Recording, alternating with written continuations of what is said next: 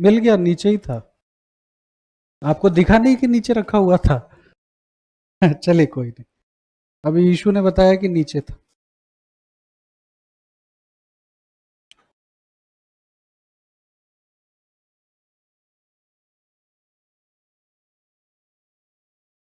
चलो भाई स्टार्ट किया जाए।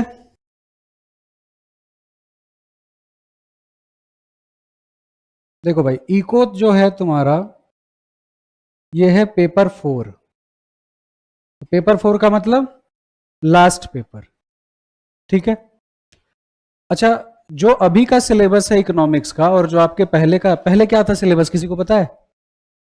जैसे अभी है micro economics plus economics for finance. Macro economics मत बोल देना, दिखता है कि क्या है मैक्रो इकोनॉमिक्स, बट एक्चुअली में वो क्या है? नहीं भाई, वो है इकोनॉमिक्स फॉर फाइनेंस। हाँ, तुम ऐसे बोल सकते हो मैक्रो कहने के लिए, बट आपका सिलेबस एक्चुअली में क्या है? माइक्रो इको, और दूसरा है इकोनॉमिक्स फॉर फाइनेंस। अच्छा, क्योंकि आज पहली क्लास है तो हम कैसे सब्जेक्ट को अप्रोच करेंगे, क्या पढ़ाने का तरीका रहेगा, इन सब चीजों पे बात कर लेते हैं। आपको हमेशा एक कॉपी इको की सेपरेट रखनी है। वो वाला एटीट्यूड नहीं रखना है कि एक ही कॉपी में अकाउंट पढ़ रहे हैं, मैथ पढ़ रहे हैं, लॉ पढ़ रहे हैं, ये काम नहीं करना है। एक सेपरेट कॉपी बना लेनी है, किसकी? इकोनॉमिक्स की। अभी से लेकर के जो 5 महीने तक मैं आपको पढ़ाऊंगा, 4 महीने 5 महीने जो भी पढ़ाऊंगा, मैं हमेशा खाली हाथ आता हूं। मेरे पास ना कोई नोट्स होता है, ना कोई पीपीटी होती है। तो मैं आपको सारी चीजें क्लास में ही लिखवाऊंगा और आपका पेपर भी वहीं से आएगा। अगर तुमको शक हो तो कभी मेरे से पढ़ना और जाके स्टडी मटेरियल से मैच कर लेना, ठीक बात?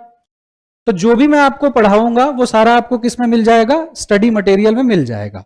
हाँ, कभी जैसे टेस्ट है या कोई स्पेसिफिक टॉपिक है तो उसके नोट्स मैं आपको मैम को बोल दूंगा, वो दे देंगी, ठीक है। अच्छा, इको का पेपर सब्जेक्टिव है कि ऑब्जेक्टिव है? सब्जेक्टिव कौन कह रहा है? सब्जेक्टिव, सब्जेक्टिव का मतलब लिखने वाला, और ऑब्जेक्टिव मतलब तुक्का लगाना। पेपर क्या है? ऑब्जेक्ट। देखिए, जो पुराना आपका सिलेबस था ना, उसमें होता था माइक्रो इकोनॉमिक्स प्लस एक पेपर होता था BCK, business and commercial knowledge. तो वो समझ लीजिए इंस्टीट्यूट की तरफ से आपको ना एक गिफ्ट हुआ करता था। 60 मार्क्स का क्या होता था? माइक्रो, और 40 मार्क्स का रहता था बेसिक। और मैं कोर इकोनॉमिक्स का टीचर, पर मजबूरी में मुझे क्या पढ़ाना पड़ता था? बीसीके, क्योंकि किसके साथ था? इको के साथ। अब मैं इसलिए पढ़ाता था क्योंकि अब दूसरा टीचर पढ़ाए तो 40% सैलरी किसको चली जाएगी? दूसरे टीचर को। तो मजबूरी में मैं पढ़ पढ़ के उसको पढ़ा देता था। लेकिन उसमें सबसे बड़ी दिक्कत यह आती थी एज अ टीचर कि यही नहीं समझ में आता था कि इसमें मैं पढ़ाऊं क्या, क्योंकि कुछ था ही नहीं। अब जैसे आपको लॉ में पढ़ा दिया पार्टनरशिप, फिर वही पार्टनरशिप उठा के किस में डाला हुआ है? बीसी के। सोल प्रोप्राइटरशिप उठा के किस में डाला हुआ है? बीसी के। लेकिन अब दुनिया बदल गई, तो जिस दिन सिलेबस चेंज हुआ, I was the happiest person on the planet. पर तुम लोग के लिए दिक्कत हो गई। एक्चुअली जो आपका इकोनॉमिक्स फॉर फाइनेंस वाला पार्ट है, या फिर जिसे आप मैक्रो इकोनॉमिक्स कहते हैं, ये आपके सीए इंटरमीडिएट में हुआ करता था एफएम के पेपर के साथ। तो इंस्टीट्यूट ने क्या किया? वहीं से सिलेबस को उठाया और किस में ला दिया? आपके फाउंडेशन में। अब ये सब मैं क्यों बता रहा हूं? एक तो आपके दिमाग में ये बैठा रहता है कि हमने इको पढ़ रखी है, तो आप शुरुआत से ही सब्जेक्ट को बहुत हल्के में लेकर के चलते हैं। तो ये गलती मत कीजिएगा। अब ऐसा आप क्यों करते हैं? क्योंकि जब आप बुक खोलते हैं तो जो आपको चैप्टर के नाम है ना, वो वही सारे दिखते हैं जो आपने 11th-12th में पढ़े हुए हैं। ठीक बात, सही कह रहा हूं मैं? तो तुम्हें लगता है अच्छा ये तो अपने को आता ही है। तो मैं आपको क्लियर कर दूं, सिर्फ चैप्टर के नाम सेम है, अंदर का कंटेंट बहुत अलग है, और उससे भी ज्यादा जो पढ़ने का तरीका है वो बहुत अलग होने वाला है। उसका मैं आपको रीजन समझाता हूं क्यों। तो आप सभी लोग से रिक्वेस्ट, कितने लोग के पास इको नहीं था? एनीवन जिसके पास 11th-12th में इकोनॉमिक्स नहीं थी? कोई साइंस बैकग्राउंड का हो ऐसा कोई बच्चा? यानी सबके पास थी। तो भैया हाथ जोड़ के नमन है कि वो सब भूल जाइए, जो भी आपने 11th-12th में पढ़ा है उसको भूल जाना है। ये मैं इसलिए नहीं कह रहा कि आपके 11th-12th में टीचर ने आपको खराब पढ़ाया या गलत पढ़ाया, उन्होंने बहुत अच्छा पढ़ाया, लेकिन यहां पर थोड़ा अप्रोच अपना क्या रहेगा, अलग रहेगा पढ़ने का। क्यों? क्योंकि यहां पे जो आपकी लर्निंग है वो कैसी चलने वाली है, कॉन्सेप्ट बेस्ड। अब मैं क्या कह रहा हूं, जैसे देखिए जब आप 11th-12th में पढ़े तो लेट्स से आपने 4 नंबर का एक क्वेश्चन किया, तो हो सकता है 1-2 लाइन उसमें गलत है या आधा क्वेश्चन ही आप गलत कराए हैं, तो भी आपको कितने नंबर मिल जाएंगे, 2 नंबर। अरे स्कूल में तो ये काम सबने किया होगा ना, पेपर दे के आके हम लोग खुद अपना मार्क्स कैलकुलेट करते थे कि नहीं, कि काट वाट के 40 तो आ ही जाएंगे, वो अलग बात है फिर 30 ही आता था, ठीक, लेकिन हम सब अपनी कैलकुलेशन करते थे। हाँ जी, कोई दिक्कत? ठीक है, यानी कि अपने को यह मालूम है कि कुछ ना कुछ तो मिल ही जाएगा, लेकिन यहां ऐसा नहीं है। यहां मिलेगा 1, मिलेंगे कितने मार्क्स, 1, पर गलत हुआ तो जाएंगे कितने, 0.25 जाएंगे, 0.25 जाएंगे, 1.25। एक नंबर तो उसके गए जो तुम्हारा गलत हो गया, और 0.25 किसका चला गया, नेगेटिव। यानी अगर तुमने 4 क्वेश्चन गलत किए तो कितने नंबर गए, 5। बहुत बच्चे यही गलती करते हैं, वो जो गलत किया उसको नहीं ऐड करते। अरे भाई 4 तो ऐसे गए क्योंकि 4 तो तुम्हारा गलत है ही, छोड़ देते तो कितने नंबर जाते, 4, पर क्योंकि कर दिया और गलत कर दिया तो 4 तो गए ही, 1 नंबर और चला गया। तो पहला अप्रोच तो तुम यही समझ गए कि यहां मिलेगा 1 पर जाएगा 1.25। एकेडमिक अप्रोच आपको नहीं रखना है। एक्चुअली आपके साथ क्या होता है, आप सब अभी 12th पास हो, तो आपके लाइफ का ये पहला कॉम्पिटेटिव एग्जाम है, और कॉम्पिटेटिव एग्जाम पढ़ने का तरीका बिल्कुल अलग होता है। कॉम्पिटेटिव एग्जाम हम किसे कहते हैं, जहां पर हम जबरदस्ती सीट छीनते हैं, तो ऐसे एग्जाम को क्या कहा जाता है, कॉम्पिटेटिव एग्जाम। जैसे अगर ये इंस्टीट्यूट तय करके बैठा है, प्री डिसाइडेड है कि उसको 20% ही रिजल्ट देना है सीए फाउंडेशन में, यानी 100 बच्चे बैठेंगे तो कितने पास करेंगे, 20, यानी इंस्टीट्यूट डिसाइडेड है कि वो कितनों को फेल करेगा, 80, यानी आपको किस में फॉल करना है, 20 में। तो पहले, अब जब आपकी सीबीएसई की कॉपी चेक होती है, तो जो जब कॉपी चेक हो रहा होता है तो वहां पे जो एग्जामिनर होता है वो कहता है बच्चे को ना जहां मार्क्स दे सकते हो वहां दो, और इसको क्या करो, पास करो। यानी कॉपी चेक करते वक्त कॉपी चेक करने वाले की इंटेंशन क्या है, आपको पास करना। पर जब सीए की कॉपी चेक होती है, पकड़ो इसको, कहां कहां नंबर काटा जा सकता है। इंटेंशन इंटायरली क्या है, डिफरेंट, लेकिन आपके पढ़ने का अप्रोच वही एकेडमिक है।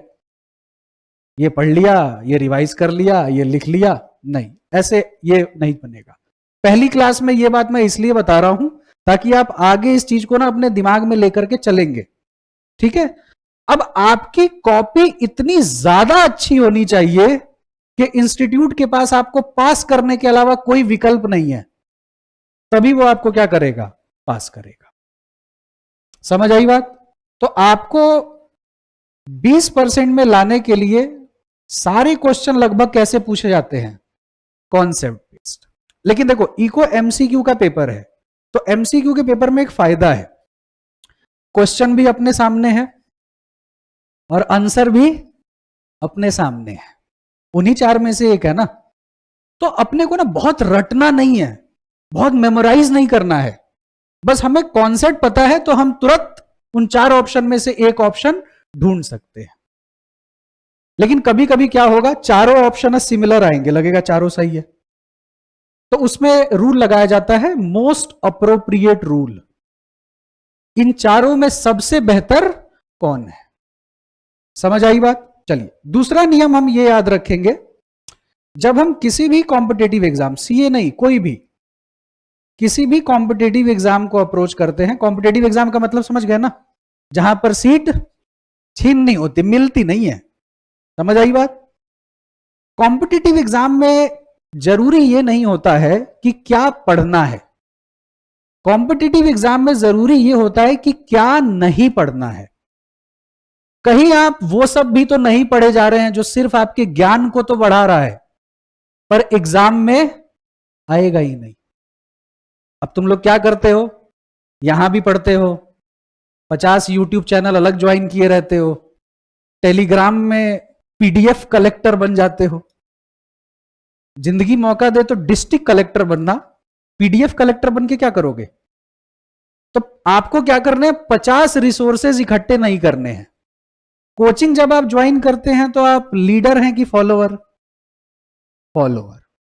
तो अगर आपका लीडरशिप एटीट्यूड है, सेल्फ स्टडी करिए, यहां आने की कोई जरूरत नहीं है।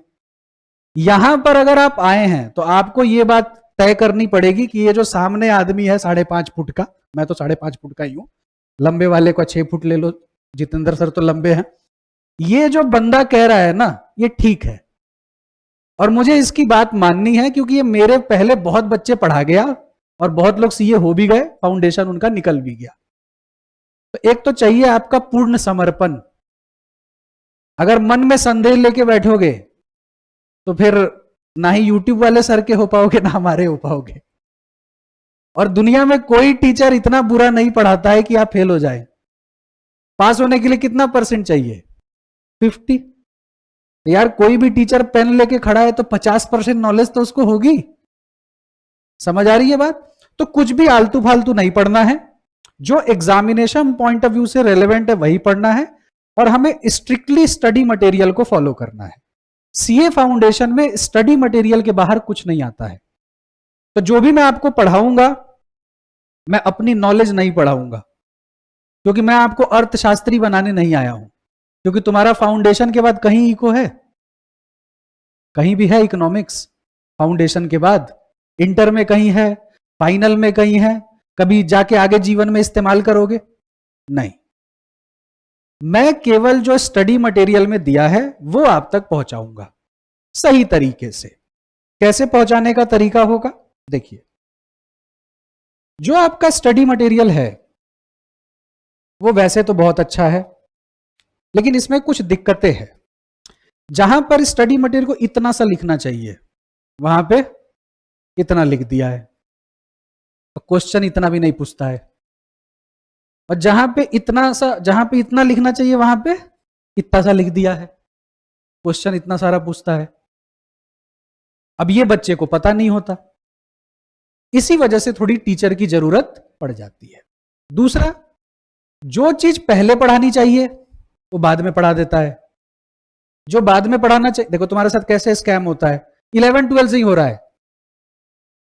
तुमने पहले सप्लाई पढ़ लिया और बाद में मार्केट पढ़ते हो, ये तो आज तक लॉजिक ही समझ नहीं आया भाई।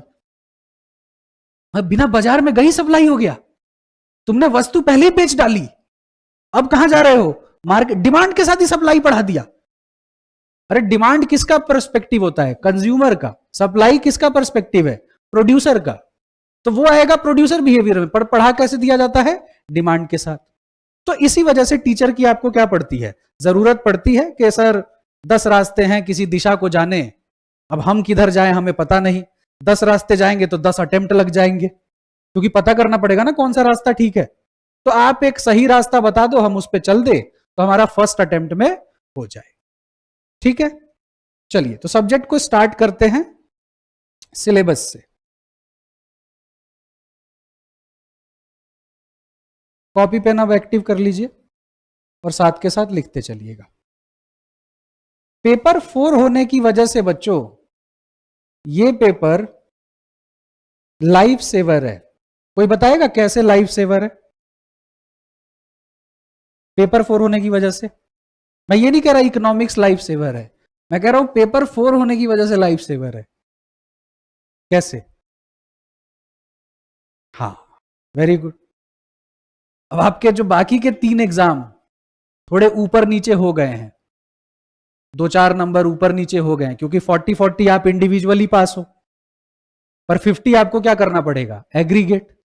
तो मान लीजिए कुछ ऐसे हादसे हो गए आपके साथ, 45, 48, 49, भगवान ना करे, तो वैसे तो अब तीनों में फेल हो, लेकिन मैजिक हो जाए किसमें? पेपर 4 में। तो इकोनॉमिक्स क्या करता है? एग्रीगेट बनाने में बहुत हेल्प करता है। अब जैसे मैथ्स है, तो मैथ्स भी स्कोरिंग है, लेकिन लॉ है, उसमें मार्क्स लाना थोड़ा मुश्किल हो गया है बिकॉज ऑफ सब्जेक्टिव नेचर। तो उसमें बहुत मार्क्स तुम नहीं स्कोर कर सकते हो इजिली। मैं ये नहीं कह रहा स्कोर ही नहीं कर सकते, पर इजिली नहीं कर सकते। जिनका मैथ्स वीक है उनके लिए मैथ्स बहुत टफ हो जाएगा। अकाउंट्स का पेपर लेंदी आता है, तो बचा कौन? इकोनॉमिक्स। जब इको का पेपर बीसीके के साथ होता था ना, वैसे तो कोई फेल नहीं होता था इको में, लेकिन यदि कोई तब भी फेल हो जाए तो मैं उसको कहता था बेटा फिर तो तू सीए छोड़ दे। अगर तू इको में ही फेल हो गया तो तू बाकी पेपर क्या ही करेगा। लेकिन अब ऐसा नहीं है, अब इकोनॉमिक्स में भी फेल हो जा रहे हैं लोग, क्योंकि पहले जैसा नहीं रहा है। तो आप लोग जैसे दूसरे सब्जेक्ट को लेके चलेंगे वैसे ही इसको लेके चलेंगे। पहला नियम है कि आपको सारे सब्जेक्ट को इक्वल वेटेज देना है। तो क्या इक्वल वेटेज से मैं ये कह रहा हूं इक्वल ड्यूरेशन देना है? नहीं। जैसे अगर इकोनॉमिक्स 1 घंटे में हो गया तो उसके बचे हुए ड्यूरेशन किस पे दे दो? दूसरे सब्जेक्ट पे। बस आपको रोज का काम रोज कर लेना, जितना टीचर ने पढ़ाया उतना जाकर के पढ़ लीजिए, 4 महीने तक बस इतना कीजिए, कुछ एक्स्ट्रा नहीं करना। जितना हमने पढ़ाया सिर्फ उतना ही जाके पढ़िए। अब जैसे मान लीजिए मैंने आपको पढ़ा दिया, अब मैंने जो पढ़ाया वो घर जाके आपका 10 मिनट में ही हो गया, तो जबरदस्ती 4 घंटा नहीं पढ़ना है, उसके बाद नेटफ्लिक्स देखिए, कोई दिक्कत नहीं है, क्योंकि जितना आपको होमवर्क दिया गया था उतना आपका हो चुका है। अब मेरे पेपर में खास तौर पे हर बैच को बोलता हूं, तुम्हें भी बोल रहा हूं, इस पेपर में कुछ मत करना, ये पूरा मेरे पे छोड़ देना, मैं ही कराऊंगा इसको। इसमें जितने एमसीक्यू आएंगे सारे क्लास में ही करा दूंगा। मतलब एक पेपर की पूरी रिस्पॉन्सिबिलिटी मैं ले रहा हूं, तुम कितने संभालो? 3। तो एक से तो निजात पा गए।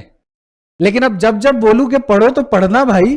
अब कह रहा हूं आओ लाइव सेशन है, आ ही नहीं रहे हो, तो ये सब गलती मत करना। पर एक पेपर के लिए आप पूरी तरह से निश्चिंत हो सकते हैं, बाकी 3 आप अपना बचा लीजिएगा।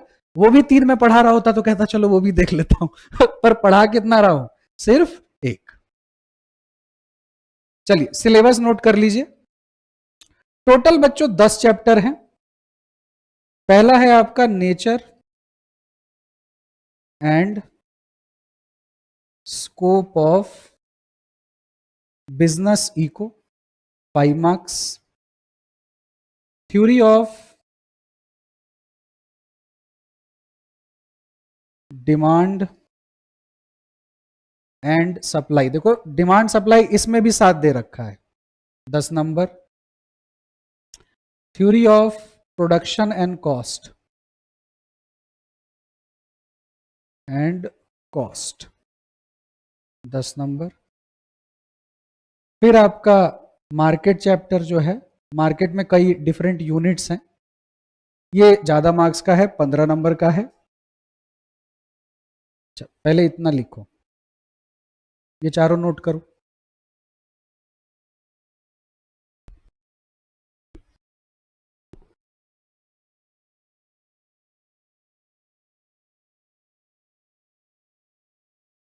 अब अगर हम इसको ऐड करें तो कितना हो रहा है बच्चों? 40। इतना ही माइक्रो है। माइक्रो इकोनॉमिक्स सिर्फ कितना है? 40 मार्क्स। ठीक है। अब आइए इकोनॉमिक्स फॉर फाइनेंस, या मैक्रो बोले तो कोई बात नहीं। National income,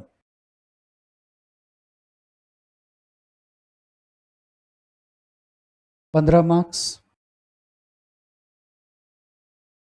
business cycle, 5 marks.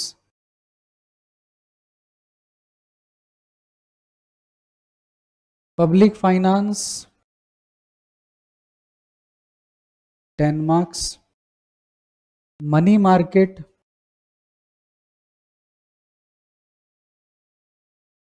10 marks.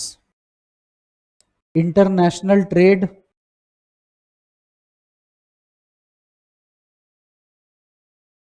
10 marks.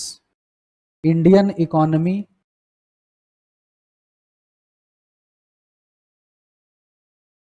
Ten marks. ये आपका 100 नंबर आपके सामने है।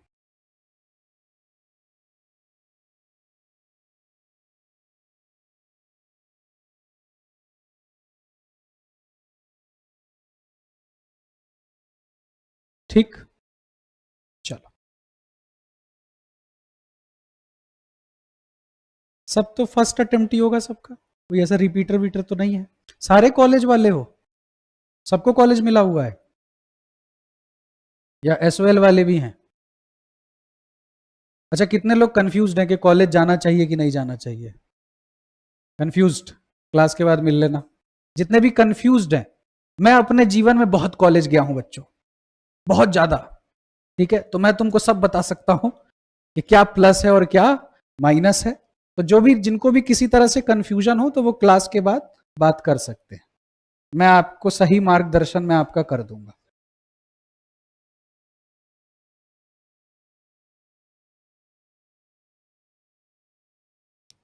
अब ये बताओ, ये 10 चैप्टर देख के क्या लग रहा है, सिलेबस कम है कि ज्यादा? कम है, ज्यादा है, या ठीक है?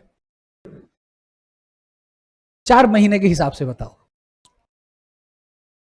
पेपर तो सारा जनवरी में है, दिसंबर को तो हम नहीं काउंट कर सकते, यानी ज्यादा से ज्यादा नवंबर। वैसे तो मैं नवंबर तक भी जाना पसंद नहीं करता, लेकिन अगर नवंबर चले भी गए तो जुलाई तो खत्म है। अगस्त, सितंबर, अक्टूबर, नवंबर, कितना टाइम है तुम्हारे पास? 4 महीना। 4 महीना मत देखो, यह है 120 दिन। तो 120 दिन डिवाइडेड बाई 4 पेपर, यानी हर पेपर के लिए कितने दिन है? 30 दिन। अब तुम सोच लो, तुमको ये 12th क्लास जैसा फालतू क्लास वो पढ़ने के लिए पूरे 1 साल मिले, और पूरा सीए फाउंडेशन करने के लिए तुम्हें समय कितना मिल रहा है?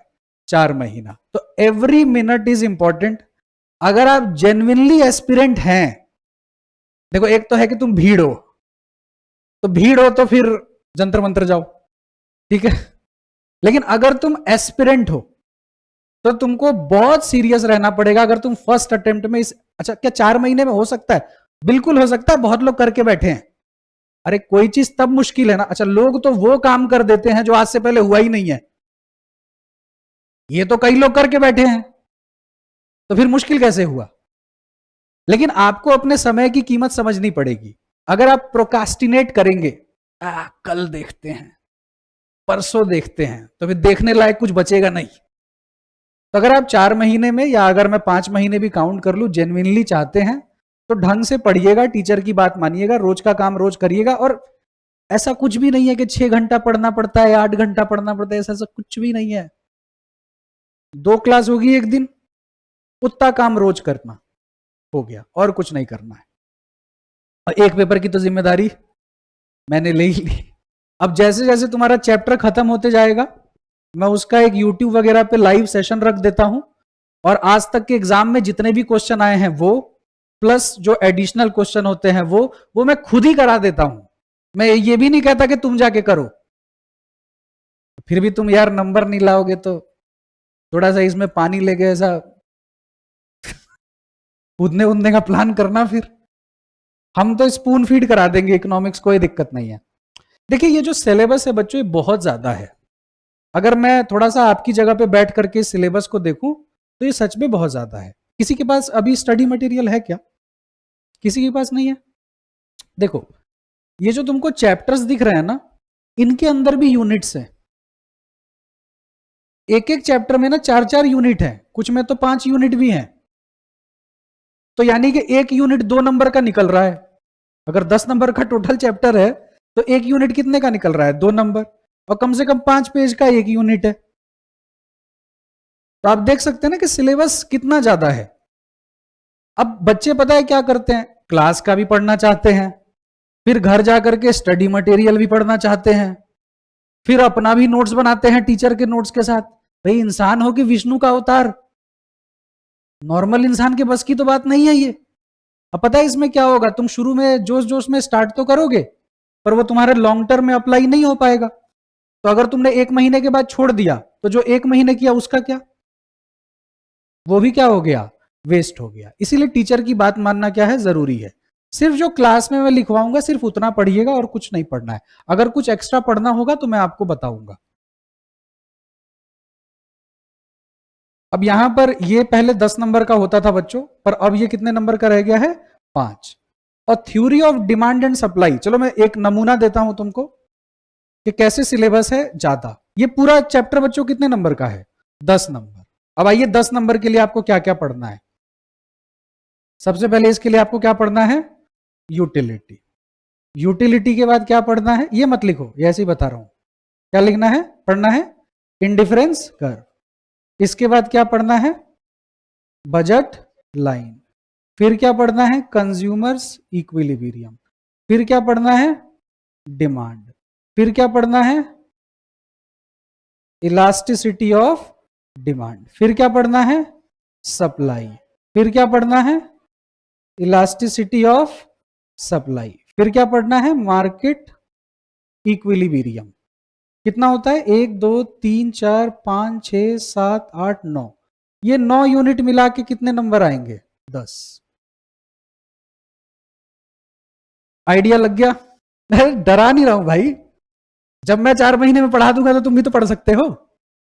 सिलेबस कभी भी टीचर का नहीं होता। मेरे साथ तो तुम सुबह आ जाओ 9 बजे, शाम 6 बजे तक बैठो, सब खत्म। लेकिन तुम्हारे दिमाग में कितना जाएगा, ठीक है। तो एक मैंने आपको आइडिया दे दिया ताकि आपको ना फर्स्ट क्लास से ही लग जाए कि it is not that easy. तो आप देख सकते हैं कि 10 नंबर के लिए इंस्टीट्यूट के पास कितने विकल्प है सवाल सेट करने के लिए। और इंस्टीट्यूट की आदत है चौंका देना।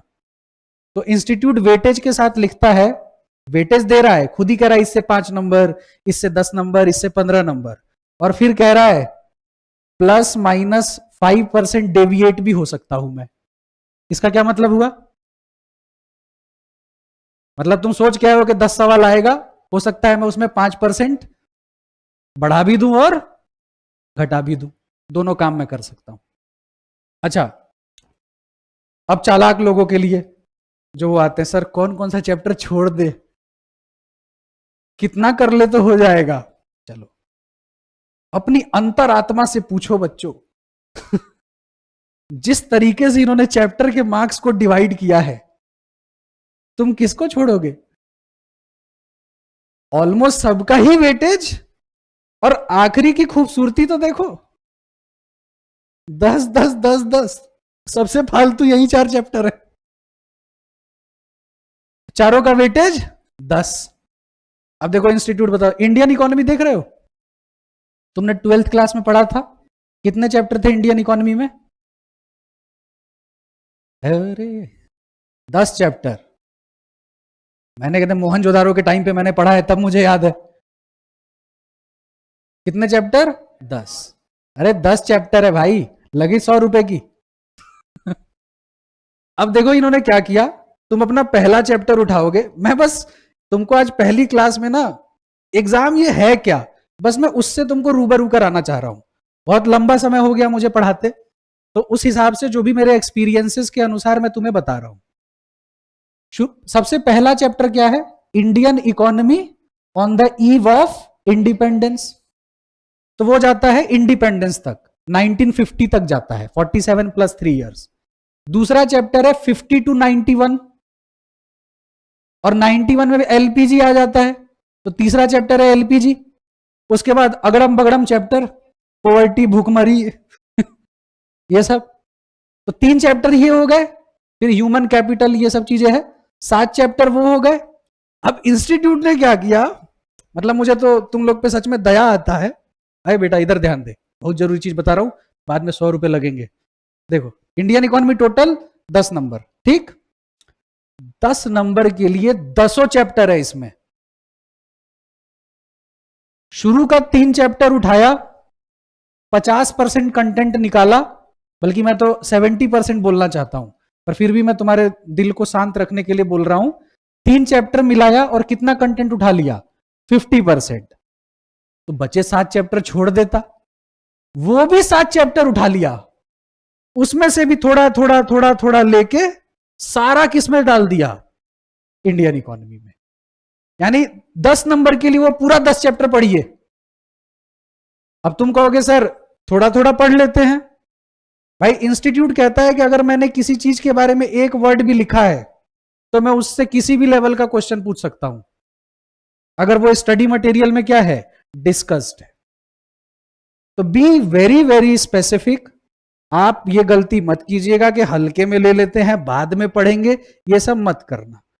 कम टाइम में हो जाता है, कम में कर लेना। ये तो मैं कह रहा हूं कि चारों पेपर में सबसे आसान पेपर क्या है, इको। लेकिन आप सोचोगे कि बाद में हो जाएगा, तो ऐसा नहीं होगा। कॉम्पिटिटिव एग्जाम में एक बात आपको और ध्यान रखनी है, आप लोग उल्टा चलते हैं। जो आपका टफ पोर्शन होता है, मुश्किल वाला पार्ट, उसको ना आप ज्यादा समय देते हैं। यह काम नहीं करना है। पास होने के लिए कितना चाहिए, 50%। ठीक है। जो आपका स्ट्रॉन्ग पोर्शन है, जिसमें उम्मीद है कि जान बच सकती है, उसको इतना पक्का कर लीजिए कि उससे एक नंबर भी क्वेश्चन एग्जाम में ना छूटे, क्योंकि वो आपका है।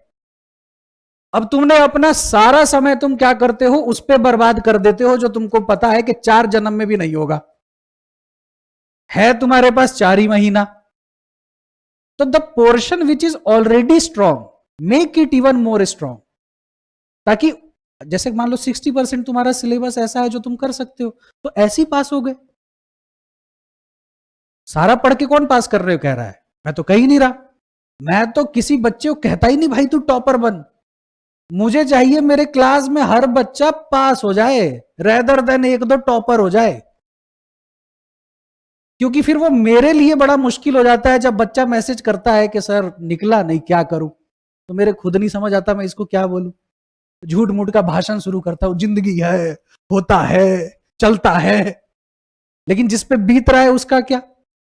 तो आप हमेशा जब पढ़ेंगे तो आपका पहला अप्रोच होगा पास कैसे होना है। ये सब नहीं कि रैंक कैसे लाना है, ये सब नहीं सोचना।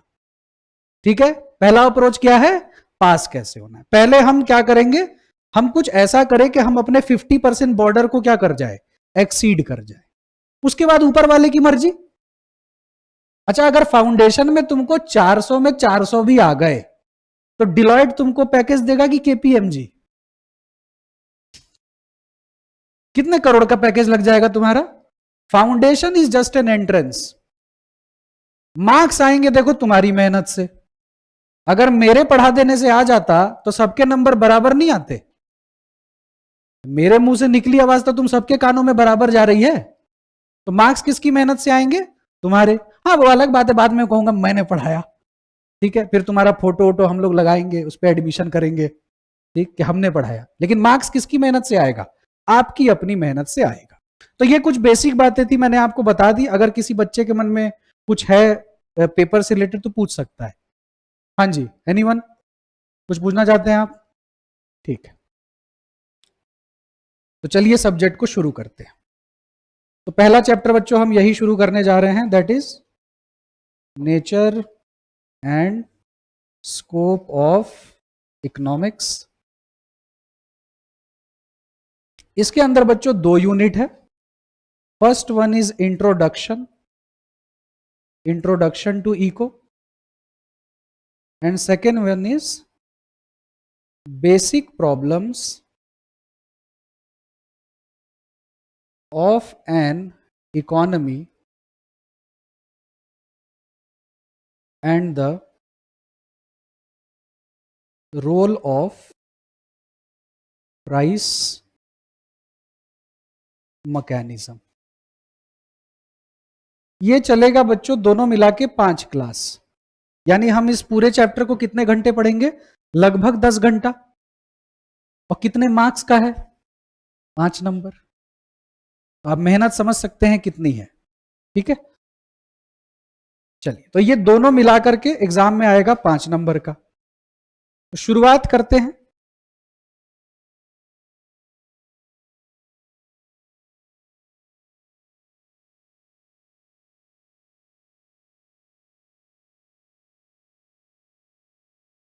चलिए, तो आप लोगों से ही मैं पूछता हूं बच्चों, आप लोग इकोनॉमिक्स के महान धुरंधर हैं, 11th 12th में पढ़ के आए हैं।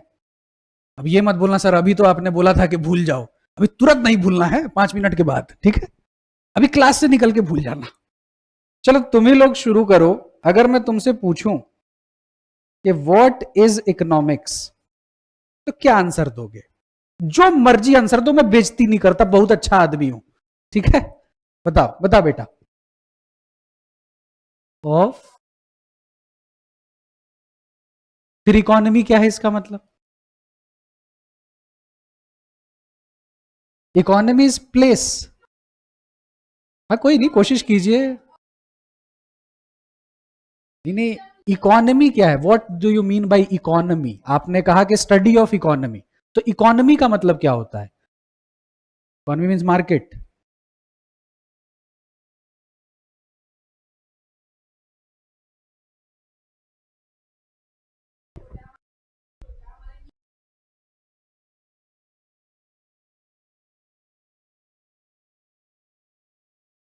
तो भारी भारी डेफिनेशन, में कम पढ़ा लिखा आदमी हूं भाई। ठीक है ठीक है, टेंशन में बताओ। सही है तुम्हारा। और कोई? अरे बोलो भाई। हाँ जी। एक्सचेंज ऑफ मनी, पैसे के बदले पैसा, या exchange of money with goods? Goods, ठीक है। ठीक। 3 सेंट्रल प्रॉब्लम्स, ठीक है। बस। हाँ हाँ बोलो ना।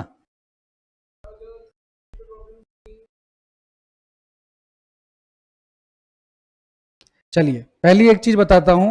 What to produce, how to produce and for whom to produce central problem नहीं है।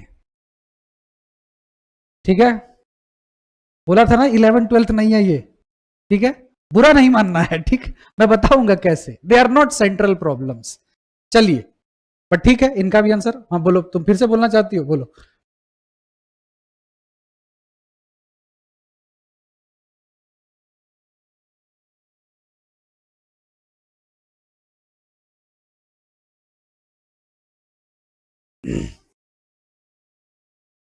अच्छा,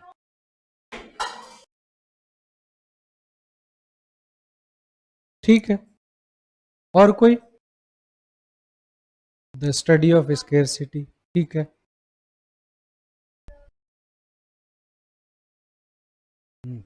simply the economics, that is. हाँ जी। Economics don't care about needs, economics only care about wants. Economics बच्चों एक मटेरियलिस्टिक सब्जेक्ट है, भावनात्मक subject नहीं है। कैसा है? मटेरियलिस्टिक। कैसे है, सारी बातें करेंगे। और कोई अपनी भावनाएं व्यक्त करना चाहता है? देखो मैं तो टीचर हूं, मैं तो शो ऑफ करूंगा ही। तुम कोई भी आंसर दोगे, मैं कहूंगा कि मैं बताता हूं, पर हम एक फॉर्मेलिटी तो कर ही लेना। हाँ जी। और कोई? और तुमको आ ही रहा होता तो मैं यहां क्या कर रहा हूं? तो मैं तो आया ही हूं सिखाने, है ना। चलिए,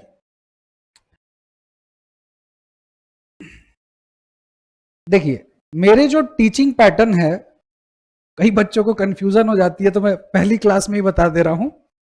एक्चुअली जब मैं आपको पढ़ाऊंगा, तो आपको ना ये सब्जेक्ट जरूरत से ज्यादा लगेगा आसान, और फिर मैं एकदम से बोलूंगा हो गया, तो बच्चा को लगता है यार ये क्या था, कैसे हो गया। ना ही इस आदमी ने गरम गरम नोट्स दिए, ना ही हमें टॉर्चर फील हुआ। इससे ज्यादा प्रेशर तो 11th 12th में लगता था, पक्का गलत पढ़ा रहा है। फिर तुम जाकर के करते हो एमसीक्यू, सारे क्वेश्चन हो जाएंगे। ठीक बात। तो अगर कभी ऐसा लगे कि मेरा दोस्त तो बड़ा मुश्किल तरीके से पढ़ रहा है, उसके टीचर ने तो 5 फीट की किताब दे रखी है, ये तो कुछ दे ही नहीं रहा, तो देखो एज ए टीचर मेरा काम है तुम्हारे काम को आसान करना। तुम इसीलिए तो आए हो।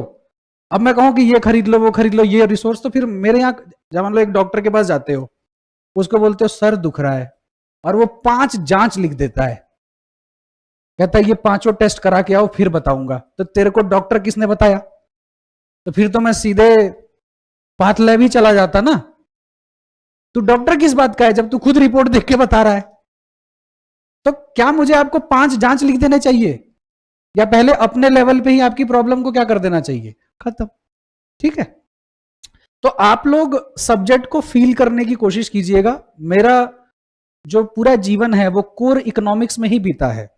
मेरा जो पूरा बैकग्राउंड है वो क्या है, इकोनॉमिक्स बेस्ड है। मैं कोई सीएस नहीं हूं, मैं पूर्णतः अर्थशास्त्री ही हूं। समझ आई बात? मेरी पूरी पढ़ाई किस में हो रखी है, इकोनॉमिक्स में। जैसे कि मैं दो लोगों के नाम लिखता हूं बच्चों, एक है मिस्टर राम, राम जी के भाई कौन है, लक्ष्मण। तो मंथरा जो है बच्चों कैकई के कान भर देती है और कहती है कि राम जी को कहां जाना पड़ेगा, वनवास। ठीक है, तो राम जी भी कहते हैं रघुकुल रीत सदा चली आई, प्राण जाए पर वचन न जाए। उन्होंने कहा कोई बात नहीं, अब जब वचन दे दिया है, पिताजी ने कहा था कि तुम जब भी एक विश मांगोगी मैं पूरी कर दूंगा। तो राम जी कहते ठीक है, we are ready to go to jungle, no problem. अब पिताजी जो दशरथ जी हैं, अब जब राम जी जाने को तैयार होते हैं तो लक्ष्मण जी कहते हैं भैया जहां तुम वहां मैं। अब ये दोनों लोग निकल रहे हैं। अब यहां से मेरी कहानी है, मतलब जो मैंने जोड़ी है। तो ये बताओ, वन में जाएंगे रहने तो कुछ खर्चा वर्चा चाहिए कि नहीं महीने का। तो इनकी पॉकेट मनी निर्धारित की जाती है बच्चों 1000 रुपीज एवरी मंथ। और बोला जाता है कि हर महीने की 1 तारीख को आपको कितने रुपए पहुंचा दिए जाएंगे, 1000 रुपए। ठीक है, तो 1000 रुपए लेके ये लोग वन की तरफ प्रस्थान करते हैं। अब राम जी जो हैं बड़े, देखा होगा आपने, विनम्र स्वभाव के हैं। ये अपने पूरे महीने का खर्च कितने में निकाल लेते हैं, 900। तो इन पे कितना बच जाता है, 100। लेकिन लक्ष्मण जी थोड़े हमारे जैसे हैं, महीने की 25 तारीख आते आते पैसा खत्म। तुम सब घर पे रहते हो, दिल्ली वाले हो या ऐसे बाहर वाले भी हैं, कोई रूम फ्लैट पीजी वाला, कोई एनीवन? एक जन है, और भी है कोई? बस एक ही बच्चा है, तो तुमको ये सब पीड़ाओं का सामना करना पड़ेगा। अब देखो, पिताजी दो तरह के होते हैं, एक होते हैं पिताजी और एक होते हैं पिताजी टाइप के पिताजी।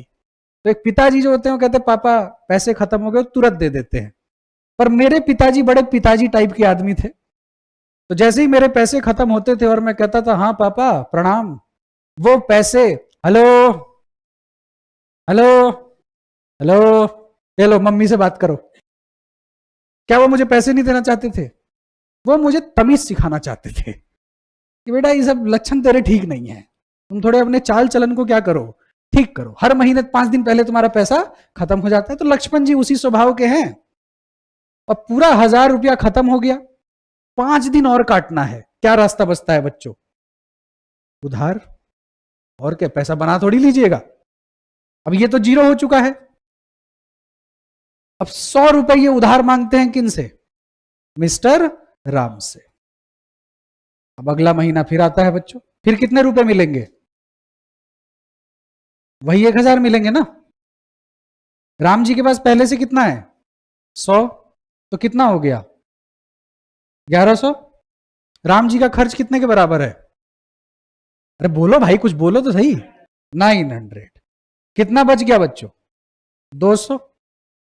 इनको तो पहले 100 रुपए वापस करने पड़ेंगे, बचा कितना, 900। खर्च कितने के बराबर है, अब कितना मांगना पड़ेगा, 200।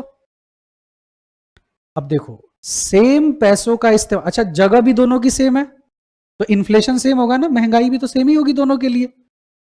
लेकिन सेम पैसे का इस्तेमाल करके एक व्यक्ति सेविंग की दिशा में जा रहा है। ये किस दिशा में जा रहे हैं, सेविंग्स। और ये किस दिशा में जा रहे हैं, liability.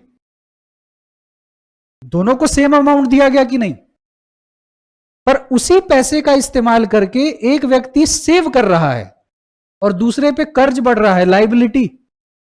Who knows better economics, Ram और लक्ष्मण।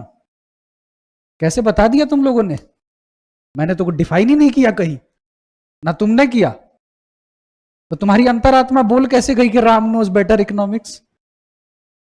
मैंने तो कोई टेक्निकल टर्म भी यूज नहीं किया। क्या मैंने इकोनॉमिक्स के एक भी शब्द का इस्तेमाल किया? फिर आप कैसे बोल रहे हैं कि राम नोज बेटर इकोनॉमिक्स। देखिए, इकोनॉमिक्स इज नथिंग, जो तुम लोग इतना खतरनाक डेफिनेशन दे रहे थे, ऐसा कुछ नहीं है। Economics is just an art of management of resources, that's it. क्या बोला मैंने? Economics is an art of management of resources. Why resources? देखो, ये जो 1000 रुपए हैं बच्चों, क्या मैं इसे रिसोर्स कह सकता हूं? बोलो यस और नो। अब रिसोर्स क्या होते हैं? कोई बताएगा रिसोर्स क्या है? सामान। मैं रिसोर्स हूं तो मैं सामान हूं?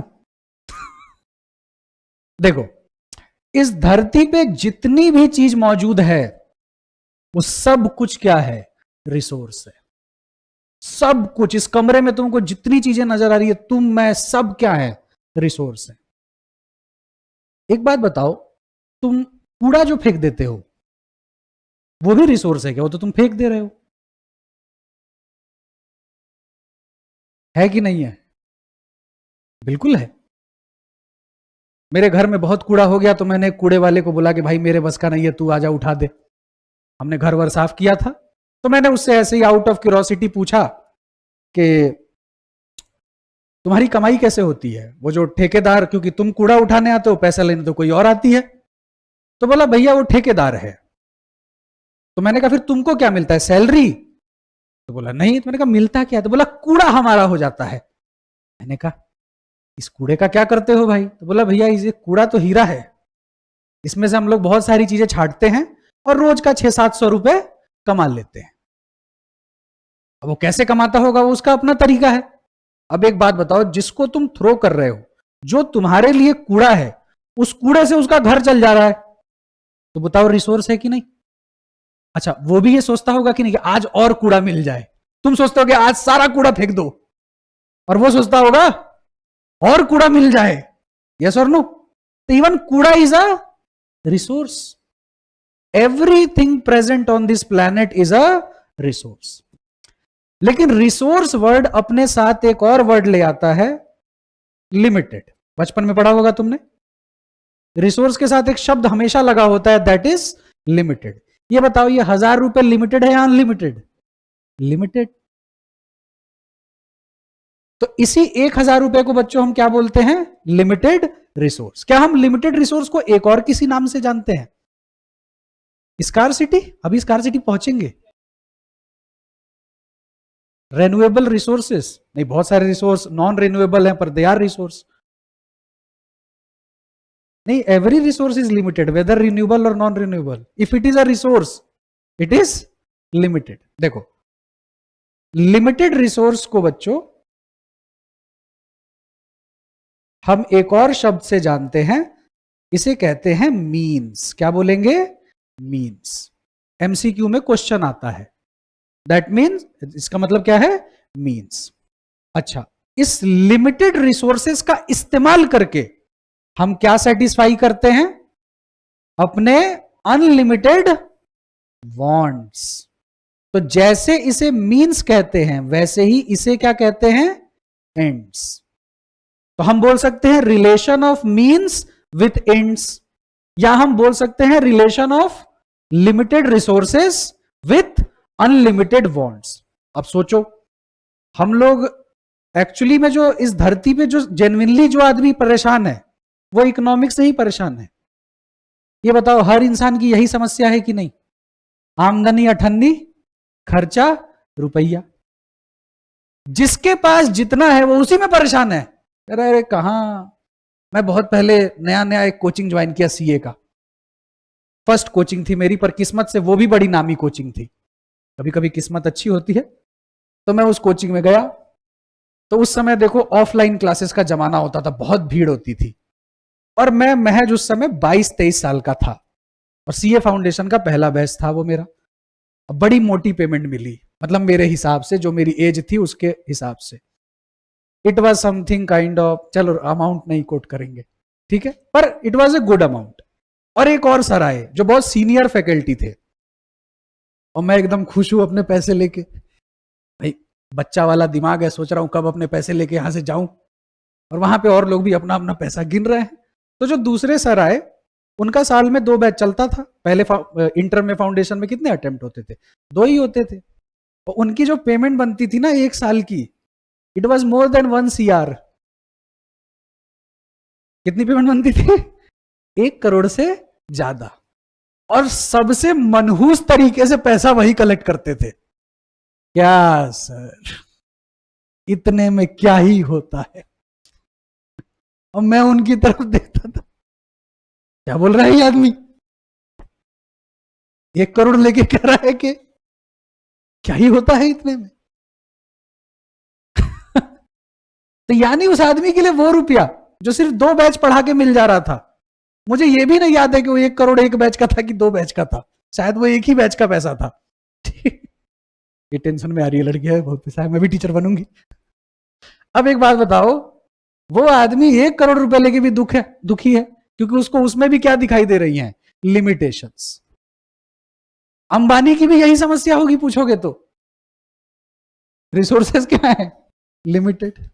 समझ आई बात? तो रिसोर्स हमेशा अपने साथ एक शब्द लाता है, दैट इज लिमिटेड रिसोर्स। ठीक है। अच्छा, ऑनलाइन भी है बच्चे। राधिका जी पूछ रही हैं, सर आपका नाम क्या है? मेरा नाम हिमांशु श्रीवास्तव है, आप लोग को ही बता देता हूं। चलिए, अच्छा, रिसोर्सेज हमें समझ आ गया कि क्या है? लिमिटेड। और वांट्स क्या है? अनलिमिटेड। अब हमें ना इनको आपस में कुछ ऐसे क्या करना पड़ता है बच्चों? एडजस्ट, ताकि हमें क्या मिल सके? Maximum satisfaction. अब चलिए अगला सवाल आप लोगों के लिए, what is the difference between satisfaction and maximum satisfaction? बताओ। 11-12 की किताबें पढ़ी तो कहीं भी सेटिस्फैक्शन लिखा ही नहीं है, हर जगह क्या लिखा हुआ है? Maximum satisfaction. अब बच्चे से पूछता हूं मैक्सिमम सेटिस्फैक्शन क्या है, तो कहता है ज्यादा से ज्यादा सेटिस्फैक्शन। वही तो पूछ रहा हूं। अच्छा, ये जो सेटिस्फैक्शन है बच्चों, ये इमोशंस हैं। तो इमोशंस कभी डिफाइन हो सकता है? अच्छा, तुम कौन सी चीज को डिफाइन कर सकते हो? जो डेफिनिट है। डेफिनेशन वर्ड किस वर्ड से आया है? डेफिनिट वर्ड से, जो निश्चित है। अभी तुम्हारी लॉ की क्लास होगी तो लॉ सर पढ़ाएंगे, मेरे ख्याल से पंकज सर पढ़ाएंगे। तो लॉ की जब क्लास होगी तो देखना, लॉ की डेफिनेशन कोई नहीं पढ़ाता, लॉ का मीनिंग पढ़ाया जाता है। It is set of rules and regulation form, ऐसा वो पढ़ाएंगे। क्यों नहीं डेफिनेशन पढ़ा रहे हैं? क्योंकि लॉ एक लिविंग सब्जेक्ट है, वो कंटिन्यूअसली क्या हो रहा है? चेंज। तो उसकी डेफिनेशन तुम बना सकते हो? नहीं। तो सेटिस्फैक्शन भी तो भावनाएं हैं, भावनाएं कभी डिफाइन होती हैं? बोलो नहीं। इसे सिर्फ क्या किया जा सकता है? फील। तो आओ फील करके देखते हैं। देखो, एग्जाम्पल समझो। तुम सबके पास पेन है अभी हाथ में, क्या नाम है दोस्त तुम्हारा? तनुष। तनुष, तनुष ये बताओ, पेन खत्म हो जाए तो क्या करोगे? नया ले लेंगे। क्या नाम है बेटा? क्या करोगी पेन खत्म हो जाए तो? नया ले लेंगे। आप क्या करेंगी?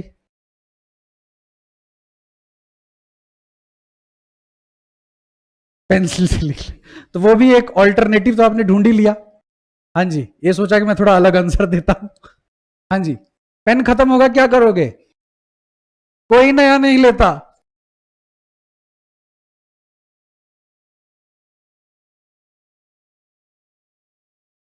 वो भी बाद में करते हो, पहले क्या करते हो? ऐसे कैसे खत्म हो गया? 2 लाइन तो और लिख कम से कम। कुछ तो और इंजीनियर होते हैं भाई, पीछे से फूकना चालू। अब देखो वो पेन हाथ जोड़ के खड़ा है, भाई मेरा हो गया, मैं तेरे साथ यहीं तक था, पर तुम ठहरे कंज्यूमर। ऐसे कैसे? कॉपी के नीचे की अभी 2 लाइन बाकी है। तो तुम सेटिस्फाई तो उसी समय हो गए थे जिस वक्त वो पेन गिव अप कर चुका था। पर ये जो तुम्हारा एटीट्यूड है, ये क्या दर्शा रहा है? Maximum satisfaction. सब्जी खरीदने जाते हो, 50 रुपए की सब्जी खरीद ली और धनिया मिर्ची ऐसे फ्री मांगते हो जैसे भाई तुम्हें तो फंडामेंटल राइट हो तुम्हारा कॉन्स्टिट्यूशन। आंटी तो नाराज हो जाती, कहती है एक आलू खरीदने गए, 1 किलो आलू खरीदा, उस बेचारे ने बराबर कर दिया, 1 आलू और डाल दिया। अब उस पर विद्रोह चल रहा है, ऐसे कैसे? अब वो निकाल रहा है आलू, आंटी कह रही है सोना बेच रहा है। तो बताओ उस आखिरी आलू पे विवाद होता है कि नहीं? एक जैन भैया है जिनसे मैं अपने किराने वगैरह का सामान लेता हूं, तो मैंने एक दिन उनसे पूछा कि एक स्पाइस आता है जिसको बोलते हैं तेज पत्ता, बे लीव्स। मैंने बोला दे दो 10 रुपए का। कहते मैंने वो बेचना छोड़ दिया। मैंने कहा क्यों भैया? कह रहा कोई खरीदता ही नहीं। सामान खरीद के बोलते हैं थोड़ा तेज पत्ता डाल दो। समझ? तो ये जितने टिपिकल कंज्यूमर तुम बनोगे उतना अच्छा माइक्रो इकोनॉमिक्स समझ आएगा। रिक्शा करते हो, बोलते हो जी उत्तम नगर मेट्रो जाना है, मेट्रो ले आया, बेचारा कह रहा उतर, तो कह रहे हो थोड़ा और आगे, कुछ एक्स्ट्रा पैसे देते हो? नहीं, वो मांगता भी है तो भी नहीं देते। यही सारी हरकतें क्या कहलाती हैं बच्चों? Maximum satisfaction. कहीं खाना खाने जाते हो, थोड़ा सा बच गया, अरे दया करो, जाने दो, पार्सल। तो तुम जितने टिपिकल कंज्यूमर होगे इकोनॉमिक्स उतना अच्छा समझ आएगा। समझ आ रही है बात? इसी वजह से हर जगह क्या लिखा होता है? Maximum satisfaction. चलिए अब मेरे साथ कुछ बातें नोट कीजिए। रिसोर्सेज हैं बच्चों लिमिटेड, वांट्स हैं, मतलब इंडिविजुअली तुम लोगों ने ये सब पढ़ा है, मैं इसे कनेक्ट कर रहा हूं। वांट्स क्या है? अनलिमिटेड। अब मेरी बात सुनो, रुको एक मिनट। जब रिसोर्सेज लिमिटेड होंगे और वांट्स अनलिमिटेड होंगे तो किसका जन्म होगा बच्चों? स्केरसिटी का। किसका? स्केरसिटी का। स्केरसिटी किसको जन्म देता है? किसको? Alternative uses. Scarcity give birth to choice. याद आया कुछ? एक बात बताओ, अगर तुम्हारे पास स्केरसिटी ना हो तो तुम जिस वस्तु पे अपना हाथ रख दोगे वही तुम्हारी हो जाएगी कि नहीं? पर सर जीवन की मार ऐसी है, कभी वो मिला ही नहीं जो चाहिए। घर वाले बोलते रहे इस बार एडजस्ट कर लो, अगली बार पक्का, अगली बार फिर बोला इस बार एडजस्ट कर लो। इसीलिए तो सीए कर रहे हैं। तुम सब सीए क्यों कर रहे हो बताओ मुझे? ये सब बेकार की बातें मत करना। नाम होगा, ये होगा, बढ़िया सोसाइटी में प्रेस्टीज होगी, इज्जत होगा, तो क्या अभी लोग पीट देते हैं पकड़ के तुमको? सब पैसे के लालची बैठे हुए। बोलो सच्चाई तो यही है। नहीं, अब उसमें कोई बच्चा कहेगा नहीं सर पैसा क्या चीज है, शौक है, सीए बनना है। मैं कहा अच्छा तू पैसे के लिए नहीं बन रहा? नहीं। तो मैंने कहा ठीक है, फिर तुमको जीवन भर सीए बना के रखते हैं लेकिन 1 रुपया नहीं देंगे। तो फिर कहता है ऐसे कैसे? तो बताओ तुम सब लालची लोग हो कि नहीं? नहीं तो तुम्हारे पास भी तो रास्ता था। 12th के बाद तुम आसान जिंदगी भी चुन सकते थे। तुम भी पहले जीवन के 5-10 साल खराब करते, फिर सोचते अब मुझे सीरियस होना है, तब तक तुम्हारे घुटनों में दर्द शुरू हो गया होता, तो ऐसे सीरियस होते। क्या बचेगा तब सीरियस होने को? लेकिन तुमने, अभी तुमको मैं बता दूं, पहली क्लास में ही बता रहा हूं, अभी किसी का फीस भी नहीं जमा है, तब भी ये रिस्क ले रहा हूं बताने का। ये पढ़ाई तुम्हारी ऐसी की तैसी कर देगी। ये पढ़ाई तुमको यूं पकड़ेगी और बिल्डिंग के टॉप फ्लोर पे ले जाएगी और यूं छोड़ेगी और तुम मुंह के बल गिरोगे धड़ाम, पीठ के बल, पैर के बल नहीं, मुंह तुम्हारा चपटा हो जाएगा तो तुम फिर उठोगे, इसको सीधा करोगे। और इस चीज के लिए आज से अपने माइंड को मेकअप कीजिए। ये पढ़ाई सबके लिए नहीं है, फेंट हार्टेड लोगों के लिए ये पढ़ाई नहीं है। समझ आई बात? तो ये माइंडसेट के साथ चलना है। अगर आप इस तरह के व्यक्ति हैं जो छोटी छोटी बात से अफेक्ट हो जाते हैं, जिनका बड़ा दिल दुखता है, भाई मर जाओगे, तुम दिन रात पढ़ के कर दोगे? कोई भी तुमको 2 सेकंड में बोल देगा हमें पता है, कुछ नहीं पढ़ता। पढ़ पढ़ के डार्क सर्कल हो जाएंगे, सर के आधे बाल चले जाएंगे, पर जज करने वाला 2 मिनट नहीं लगाएगा बोलने में, कुछ नहीं पढ़ता। अच्छा देखो, समाज पता है कैसा है? मोबाइल चला रहे हैं, फेल हो गए। हमें पता है, दिन भर छत पे मोबाइल चलाता था, पास हो गए, मोबाइल में भी पढ़ता था।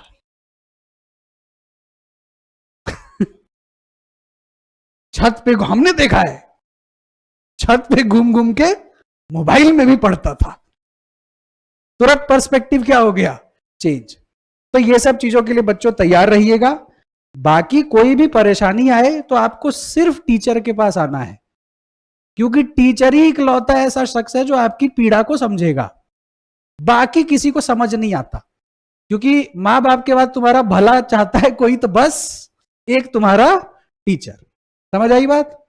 चलिए खैर, हम टॉपिक पे वापस आते हैं। मैं डरा नहीं रहा हूं बच्चों, पहली क्लास है, बहुत आसान कोर्स है, कुछ नहीं, ऐसे हो जाता है, मजाक कर रहा था। हाँ, कभी कभी मैं भी सोचता था कर लूं, फिर कहता था बच्चों को देख के लगता है नहीं करना चाहिए। मैं ऐसे ही ठीक हूं।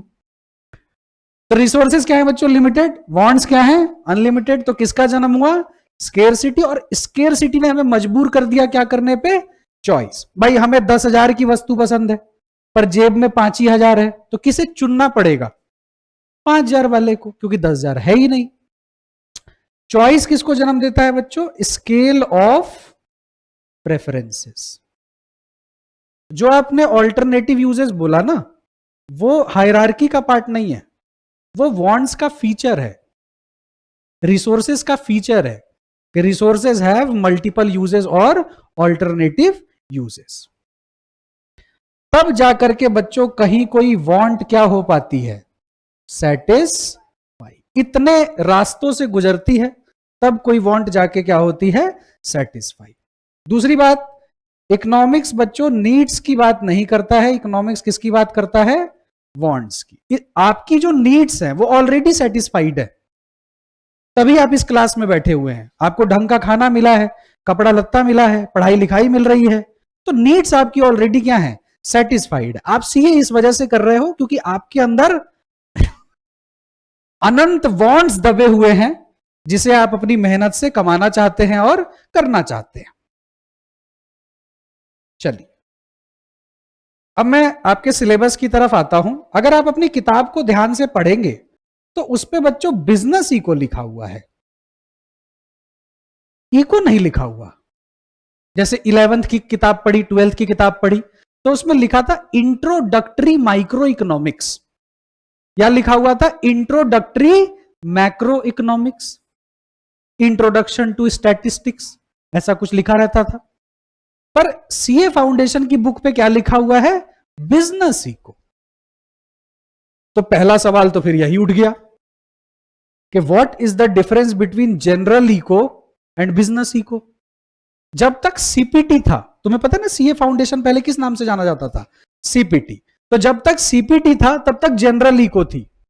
जब सीए फाउंडेशन आया तो क्या बन गया? Business eco. Father of economics किसको कहते हैं? Adam Smith. ठीक बात, सब लोग जानते हैं ना कि फादर ऑफ इको किसे बोलते हैं? Adam Smith. लेकिन फादर ऑफ बिजनेस इको किसको बोलते हैं? हाँ? Joel dean. क्या बोलेंगे? जोएल बोल लो, जोएल बोलो, हमारे कौन से रिश्ते में आ रहा है? ठीक है, जॉल डीन बोलिए या जोएल डीन बोलिए, स्पेलिंग ध्यान रखिएगा। अब ये क्या है? कोई बताना चाहेगा बिजनेस इको क्या है? तुम जॉल डीन पढ़ के आई है तो तुमको पता होगा बिजनेस इको क्या है।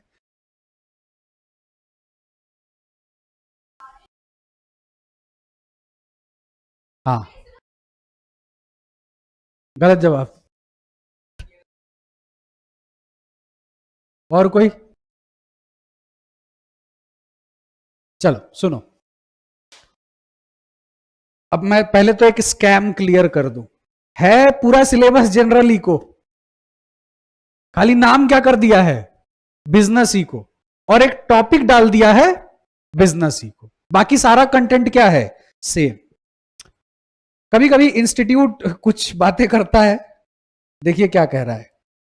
इंस्टीट्यूट कहता है बच्चों को कि देखो बच्चों, तुम लोग इकोनॉमिक्स पढ़ोगे और इस इकोनॉमिक्स को पढ़ के जब तुम रियल लाइफ में अप्लाई करने जाओगे तो जो तुमने पढ़ा है और जब तुम इसको अप्लाई करोगे तो बिल्कुल अलग होगी दोनों चीजें।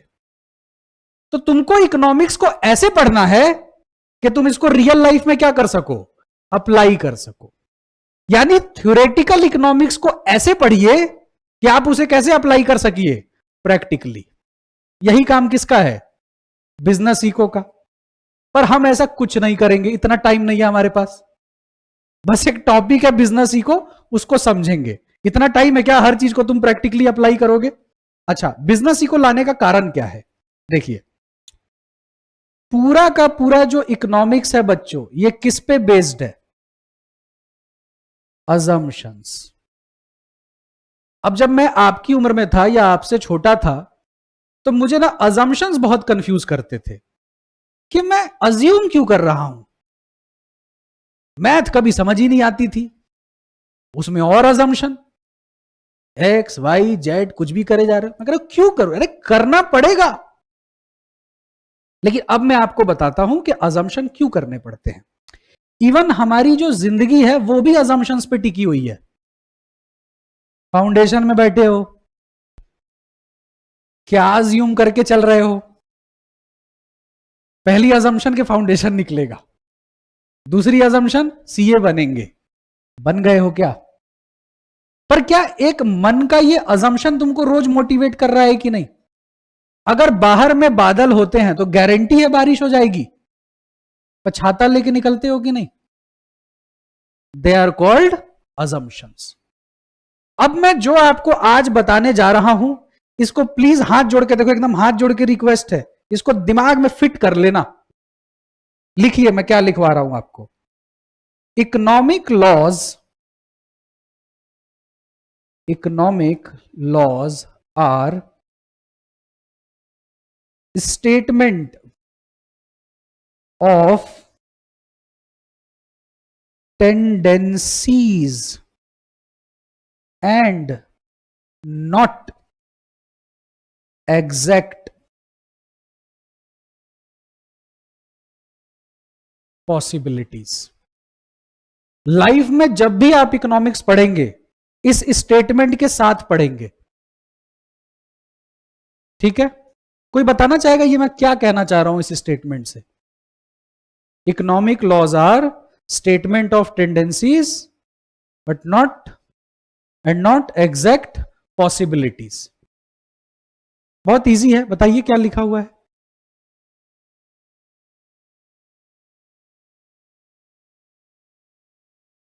पता नहीं। हम इकोनॉमिक्स में जितनी भी चीजें पढ़ रहे हैं वो केवल ना टेंडेंसीज को बताता है, संभावनाओं को बताता है कि क्या होने के चांसेस हैं। एग्जैक्टली ऐसा होगा ये जरूरी नहीं है। तो देखो, दो पेपर, इकोनॉमिक्स और दूसरा है लॉ, ये दो सर भी बताएंगे तुमको। ये दो पेपर में आपको ना बहुत स्ट्रिक्ट माइंडसेट रखना है। अगर आप ऐसे पढ़ोगे ना, ये होगा तो क्या होगा, वो होगा तो क्या होगा, ऐसा होगा तो क्या होगा, वैसा होगा तो क्या होगा, फेल होगा। समझ आ गई बात? तो अगर आप इस तरह का माइंडसेट लेके पढ़ते हैं, बहुत ज्यादा चीजें सोचते हैं, तो मैं तो हर चीज का जवाब दूंगा पर तुम्हारे किसी काम नहीं आएगा। जितना लिखा है उतना ही पढ़ना है। हम ज्ञानी बनने नहीं बैठे हैं। फाउंडेशन में फेल हो गए और मम्मी पापा को बोल रहे हैं आप वो मत देखिए, ज्ञान बहुत अर्जित किया है। बताना क्या ये एक्सक्यूज से तुम बच जाओगे? अच्छा, दूसरा, कुछ नहीं आता, फाउंडेशन पास। अच्छा चलो, तुम खूब बड़े ज्ञानी हो लेकिन नाम के बगल में सीए नहीं है। मैं ज्ञानी नहीं हूं, स्ट्रेटेजी जानता हूं, नाम के बगल में क्या है, सीए। दुनिया किससे ऑडिट कराएगी? जिसके नाम के बगल में क्या है, सीए। अब मुझे कुछ नहीं आता, 20,000 में तुम्ही को हायर कर लूंगा क्योंकि तुम ज्ञानी हो, तो खुद 5 लाख लूंगा ऑडिट का, तुम करोगे ऑडिट मेरे लिए, 20,000 देके कहूंगा चल जा। इसीलिए पहले क्या जरूरी है, सीए बनना। बिल्कुल भी ऐसे नहीं अब पता है, बच्चा जिंदगी में पहली बार लॉ पढ़ता है, वो कहता है ये कौन कानून है, ऐसा कैसे कानून बना दिया। कानून जो बना है वो एक ड्राफ्टिंग कमेटी ने बनाया है, जो जजेस हैं, रिटायर्ड सुप्रीम कोर्ट के जजेस हैं, वकील हैं, सब्जेक्ट एक्सपर्ट हैं, फिर लोकसभा, फिर राज्यसभा, फिर प्रेसिडेंट, तब जाके वो कानून बना है। और तुम 12वीं पास कह रहे हो ये क्या कानून बना दिया है, भाई तुम हो कौन। तो ये सब गलती नहीं करनी है, जितना लिखा है उतना ही पढ़ना है, उतने में से ही एग्जाम में आएगा, बेकार का दिमाग अपन नहीं चलाएंगे। इसलिए मैंने सबसे पहले बच्चे को यही लिखवाता हूं, जितना भी पढ़ोगे वो सिर्फ क्या है, टेंडेंसी। रियल लाइफ में एग्जैक्टली ऐसा हो जरूरी नहीं है। चलिए,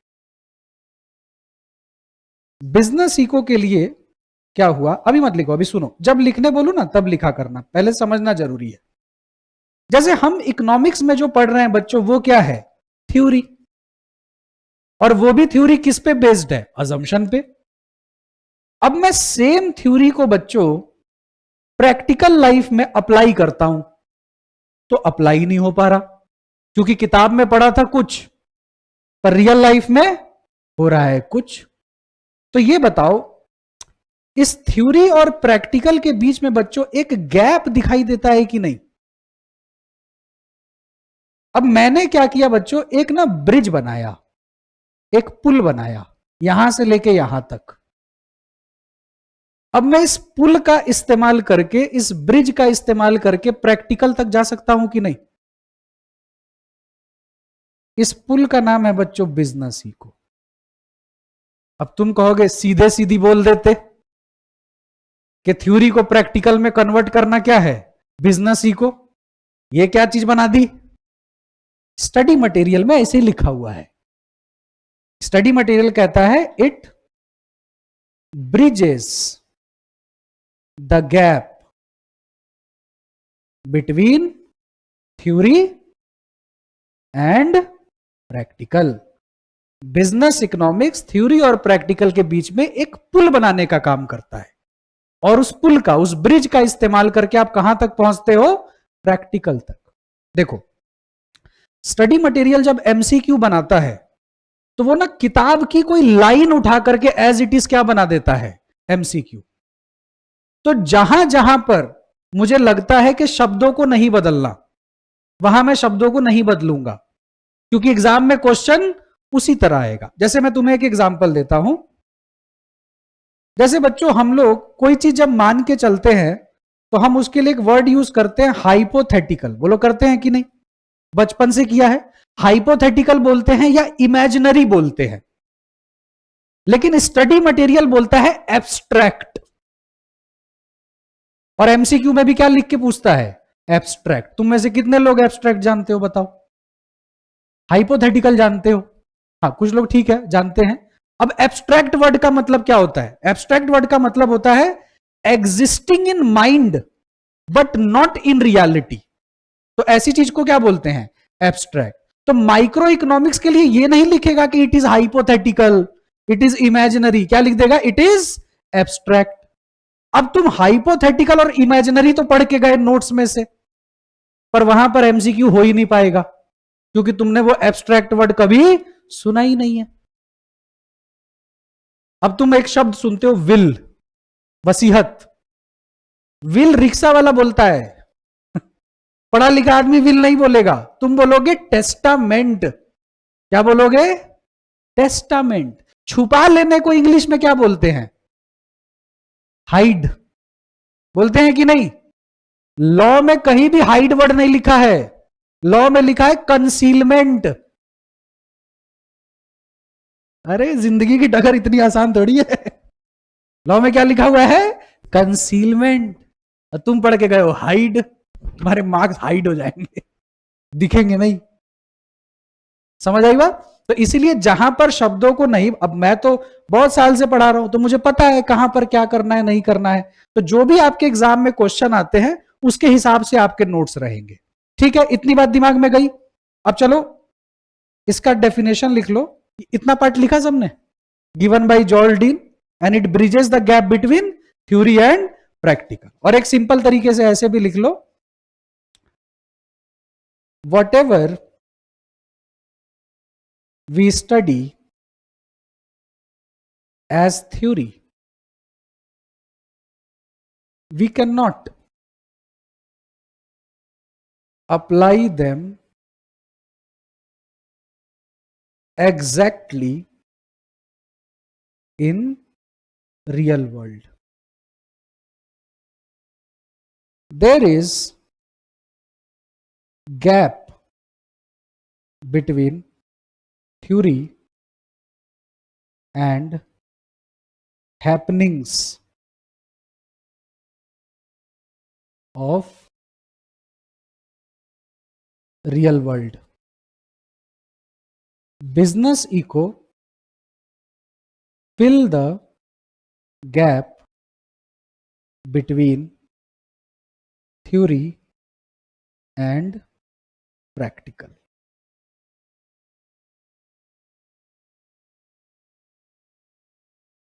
यहां तक किसी भी बच्चे के मन में कोई डाउट है तो पूछ सकता है।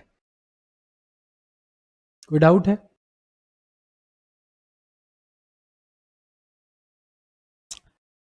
देखिए, जो भी आपके जेन्युइन डाउट्स हैं वो डेफिनेटली आप क्लास में पूछिए, पर फिर भी अगर आपकी अंतर आत्मा में बहुत सारे सवाल हैं तो मैं बहुत खाली आदमी हूं, क्लास के बाद बैठ जाइएगा, आप दुनिया जहान कहीं से इकोनॉमिक्स लाइए, मैं बता दूंगा। पर क्लास में केवल हम क्या करेंगे, रेलेवेंट डिस्कशन, क्योंकि क्लास में मुझे लिमिटेड ड्यूरेशन मिला है, एक टारगेट मिला है कि इतने समय में मुझे सिलेबस खत्म करना है। तो अगर मैं कभी तुम्हारे क्वेश्चन इंटरटेन ना करूं तो ऐसे बुरा नहीं मानना है, क्वेश्चन नहीं बताया मेरा, आराम से क्लास के बाद उस पर क्या कर लेना है, डिस्कस कर लेना। पर जब मैं बोलता हूं क्लास के बाद तो मेरे से पहले कोई बच्चा भाग जाता है। Fill the gap between theory and practical. अच्छा, मेरी जो राइटिंग है मुझे भी 2-3 ही मिनट याद रहती है तो जल्दी पूछ लीजिएगा, मैं तो लिख के खुद भूल जाता हूं क्या लिखा है। चलिए, यहां तक कोई दुख समस्या कष्ट क्लियर है? चलिए अब एक एग्जांपल से समझते हैं कि कैसे रियल वर्ल्ड और इकोनॉमिक्स में कैसे गैप आ जाता है। ये लिख लिया सबने? चलो, मैंने बच्चों तुमको एक बेसिक सा कॉन्सेप्ट पढ़ाया कि जब किसी वस्तु की कीमत बढ़ती है तो उसकी डिमांड क्या हो जाती है, कम हो जाती है। बचपन से लॉ ऑफ डिमांड पढ़ते आए हो। और जब वस्तु की कीमत सस्ती होती है तो डिमांड बढ़ जाती है। और तुम मेरे बहुत एडरेंट एडमायर्ड स्टूडेंट हो, नहीं सर जो कहेंगे वही बिल्कुल क्या है ठीक। तुमने ये कॉन्सेप्ट पढ़ लिया। अब तुम्हारे घर में बच्चों शादी है, किसी की मैरिज की जिम्मेदारी तुमको दी गई है, लेट्स से मुझे ही दी गई है, मिस्टर एच, मैं अपने पे ही ले लेता हूं। अब मैंने अपने सर से ये पढ़ा हुआ है, और बारातियों का कहना है कि आलू दम इज मैंडेटरी। बाराती जो है वो कहते हैं शादी विवाह में कि ये रेसिपी होनी चाहिए। यूपी बिहार में खास तौर पे इस तरह की मांगे रखी जाती है। तो बारातियों ने कहा है कि भाई शादी में क्या बनना मैंडेटरी है, आलू दम। और आलू dum is so damn mandatory कि बारात वापस लौट सकती है अगर क्या नहीं बना होगा, आलू दम। तो ठीक है भाई, मेरे पिताजी ने मुझे यह भारी जिम्मेदारी दी कि क्योंकि aloo dum is the most important सब्जी, you take care of it. मैंने कहा ठीक है, मैं प्राउड महसूस कर रहा हूं, सबसे भारी जिम्मेदारी मुझे दी गई है। अब आलू बच्चों नॉर्मली बिकता है लेट्स से 20 रुपए केजी, ठीक बात। और जितने बाराती आने हैं तो मैंने अपने हलवाई से पूछा कितना आलू लगेगा, तो उन्होंने कहा देखो भाई साहब 100 केजी ले लेना, बहुत लोग आने वाले हैं, यानी 1 क्विंटल के लिए उसने मुझे कह दिया। मैं कहा ठीक है। तो मैं बाजार पहुंचा, तो लगन का टाइम है, वस्तुओं की कीमत क्या हो चुकी है, बढ़ चुकी है। तो बच्चों आलू जो था 20 रुपए से बढ़ के कितने रुपए किलो हो गया था, 40 रुपए केजी। पर मैं तो ठहरा अपने सर का चेला, उनसे पढ़ के आया हूं कि जब कीमत बढ़ती है तो डिमांड को क्या कर देते हैं, कम। अब मैं धर्म संकट में हूं, ज्यादा आलू खरीदूं तो शादी बचेगी, और कम आलू खरीदूं तो सर का कॉन्सेप्ट, क्योंकि सर ने क्या सिखाया है, बढ़ी हुई कीमत पे कम खरीदते हैं। मैं अपने सर की दिशा में चला, क्योंकि सर ने बिजनेस ही को नहीं पढ़ाया था, सिर्फ क्या पढ़ा दिया था, ई को। तो मैंने कहा भाई let's apply law of demand. तो 20 से बढ़ के 40 हुआ है, तो मैं कितना आलू लेके आ गया बच्चों, 50 केजी। ये सारा लड़की वाले ही खा गए। बाराती पहुंचे, आलू दम खत्म। अब किसका दम निकलेगा बच्चों?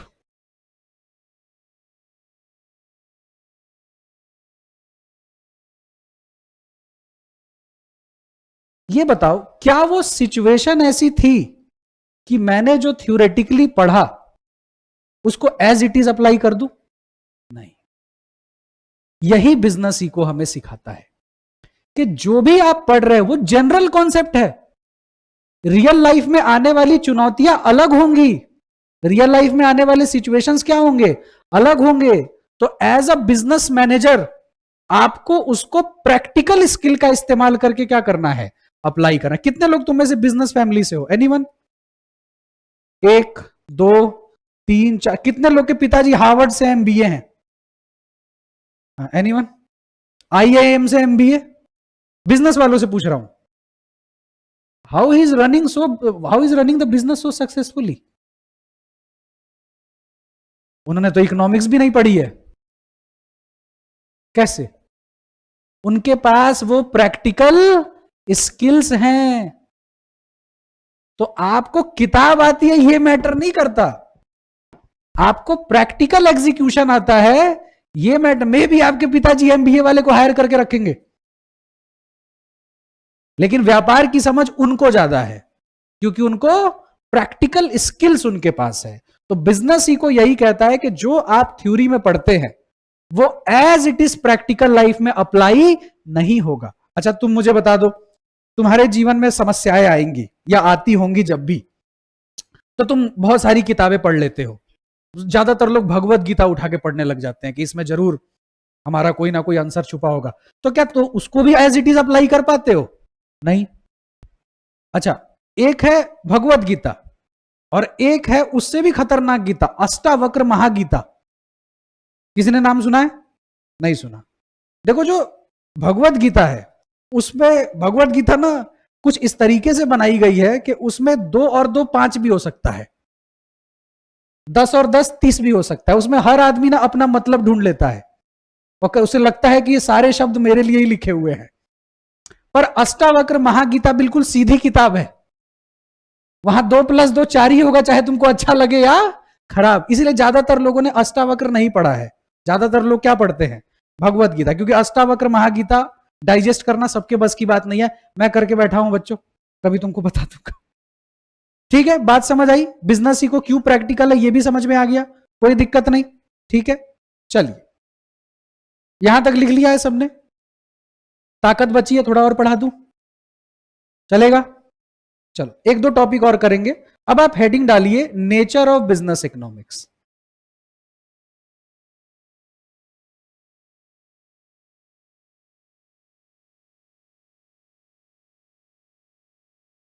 अच्छा इस अभी मत लिखो, 1 सेकंड रुक जाओ। कुछ 1 2 चीजें हैं, पहले बेसिक वाली वो लिख लो जो तुम्हारे स्टडी मटेरियल में दी है। लिखो 2 फंडामेंटल फैक्ट्स।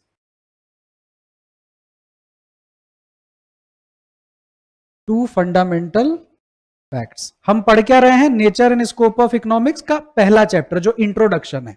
तो जो भी मैं आपके कॉपी में लिखवाऊंगा वो आप जाके स्टडी मटेरियल से चाहे तो मैच कर सकते हैं, अगर आपको मुझ पे डाउट है तो। नहीं है तो फिर पढ़ते चलो। 2 फंडामेंटल फैक्ट। पहला, जो रिसोर्सेज हैं वो क्या हैं, लिमिटेड। और जो वांट्स हैं बच्चों वो क्या हैं, वांट्स आर अनलिमिटेड। ठीक है, एक चीज तो ये लिख लेना, ये 2 फंडामेंटल फैक्ट ऑफ इकोनॉमिक्स बोलते हैं इसे। या 2 बेसिक प्रिंसिपल ऑफ इकोनॉमिक्स भी बोल देते हैं बच्चों। फिर आप लिखिएगा, ये तो लिखवाने की जरूरत नहीं है कि Adam Smith is the father of eco, ये तो नहीं लिखवाऊं। एक चीज ये लिखिएगा, टिल, ये एग्जाम में क्वेश्चन आता है, till 19th century economics was known as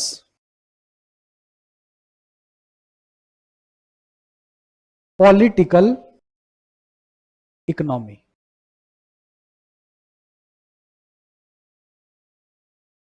अब सुनिए मेरी बात ध्यान से।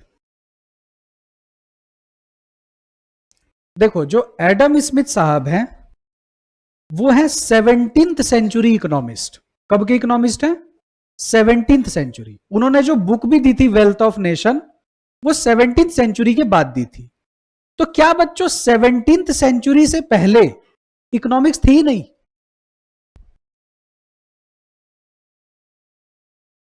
आवाज नहीं आ रही पीछे तक? कल से तुम आगे बैठेगी। मैंने कहा कि जो एडम स्मिथ साहब हैं वो 17th सेंचुरी इकोनॉमिस्ट हैं। उन्होंने जो बुक भी दी थी वो दी 1757 में।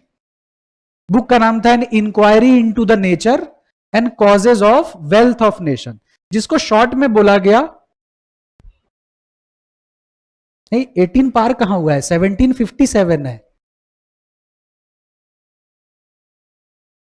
17th सेंचुरी इकोनॉमिस्ट ही उनको कहा जाता है। अच्छा चलो 18th बोल देते हैं, लो 18th सेंचुरी, ठीक है, 17th या फिर 18th। तो क्या 17th या फिर 18th के पहले इकोनॉमिक्स नहीं थी? इकोनॉमिक्स किस प्रिंसिपल पे टिका है? Give and take, market mechanism पे टिका है। और मार्केट सिस्टम तो मोहनजोदारो के टाइम पे आ गया था। ऋतिक रोशन की मूवी देखी थी मैंने, उसमें पता चला मुझे कि बाजार का कॉन्सेप्ट आ गया था। तो यानी इकोनॉमिक्स तो हमेशा से थी। बाटर भी तो एक तरह की इकोनॉमिक्स है, और उस समय पैसा नहीं था तो वस्तु के बदले वस्तु, तो वहां भी गिव एंड टेक था। अच्छा, इतिहास के सबसे पहले अर्थशास्त्री कौन हुए? अभी आंसर दूंगा, तुम डाइजेस्ट ही नहीं कर पाओगे। चाणक्य, नारद मुनि। तुम लोगों ने समझते हो is a media person, Narad मुनि वाज अर्थशास्त्री। जब क्या, तुमको मेरी बात पे यकीन नहीं, you can Google it and search everywhere, tension में नहीं आना है, बहुत नई चीजें बताऊंगा मैं तुम्हें। देखो, जब कृष्ण भगवान ने दुर्योधन को कहा कि भाई तुम सारी संपत्ति ले लो, पांडव कितने हैं? 5, हमें सिर्फ 5 गांव दे दो, सबको एक एक हो जाएगा। पर दुर्योधन ने बोला कि मैं 1 इंच भी नहीं दूंगा। तो अब राम जी कह रहा हूं, कृष्ण भगवान अब क्या करते? तो उन्होंने एक जगह चुनी, खांडव प्रस्थ, जिसको कन्वर्ट किया गया इंद्रप्रस्थ में, जो अभी प्रेजेंट का मेरठ है, दिल्ली नहीं। किसमें कन्वर्ट कर दिया गया?